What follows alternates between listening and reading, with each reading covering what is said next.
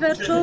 Ծառուկյանի հարցը, այսպես ասած, քաղաքական է, իսկ հանգուցալուծումը, ինչպես եք պատկերացնում այս իրավիճակում, հետընտրական է շրջանում։ Էլի քաղաքական է, որտեղ քաղաքական հաշվի առնելու հետևանքները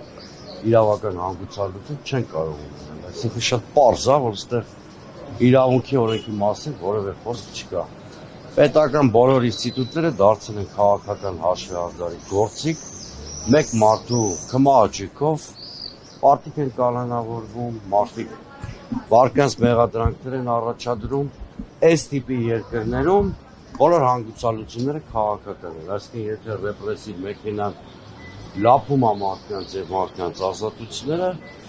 ընդդիմության կամ հասարակության խնդիրը լինի ռեպրեսիվ այդ մեքենայի երախը կոտրելը։ Պարոն Սիմոնյան, Ծառուկյանի հետ կապված այս դեպքը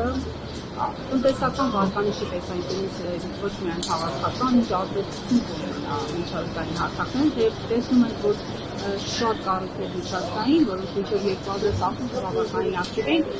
այս շրջանում պահպանում են լրություն, ամեն դեպքում արձանագրումներ անում են ինչ-որ ժամանակ օգտագործելու համար։ Ըստ ձեզ վարկանիշը ինչպես կփոխվի Հայաստանի այս դրվագներով, Կարապետյանի, Ծառուկյանի եւ այլն։ Գիտեք, տեսեք, ես մի քանի օր առաջ կարդում էի Վրաստանի մասին, մեր տիպի երկիր, մեր հարևանը, էլի հետ սովետական տրամաբանությամբ արաբական մի ընկերություն 6 միլիարդի ներդրումային ծրագիր էր իրականացնում,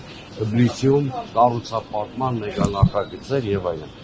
Հայաստանում մի քանի 100 միլիոն են ներդրումային ծրագրեր, սա ծիծաղելի թիվ է, եթե չասեմ խոսման ներդրումների իսպար բացակայության մասին։ Եթե ոչ ամբողջ մեկ տարվա ընթացքում երկու համակարգաստեղծ ձեռնարկություն բանդիտական ձևով ծրվում։ Խոսքը հեծի մասին է եւ արարածն է։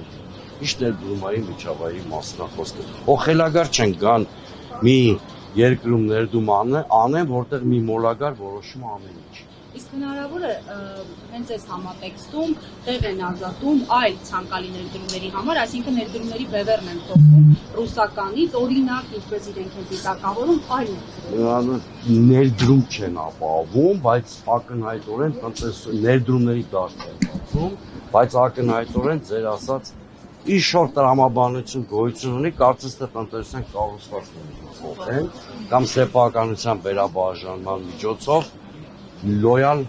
սեփականատերերի համակարգ ստեղծել, մասնավորապես տեսեք, այն օրը ակամայից ես բռնեցի մի մտքի վրա, ազգային կապիտալի ներկայացուցիչների փորձում են ուներ զրկել, բայց Հայաստանում սկսում է մեծ ազդեցություն ձեռք բերել, մի մարդ, որը ծնվել է Ռուսաստանում, հիմա ապրում է Միացյալ Նահանգներում, Սոկոլովի մասին է խոսքս, որը Պաստորեն վիվասելի խոշոր սեփականատեր էր, հետո իմացանք, որ Թեղուտից սեփականատեր է եւ